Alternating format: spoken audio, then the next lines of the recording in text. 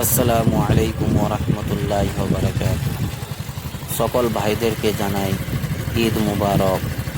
আমরা ঈদের নামাজ পড়ার জন্য বের হয়ে গেছি। কিছুক্ষণ পরেই আমরা ইনশাআল্লাহ ঈদগাহে পৌঁছে যাব। আজকে একটি বড় খুশির দিন। এই খুশির দিনে আল্লাহ তাআলা আরও বলেছেন, যাহারা পবিত্র রমজান মাসে রোজা রেখেছে এবং তারাবি পড়েছে পাবন্দির সঙ্গে, তাহাদের জন্য একটি আরও পুরস্কারের দিন।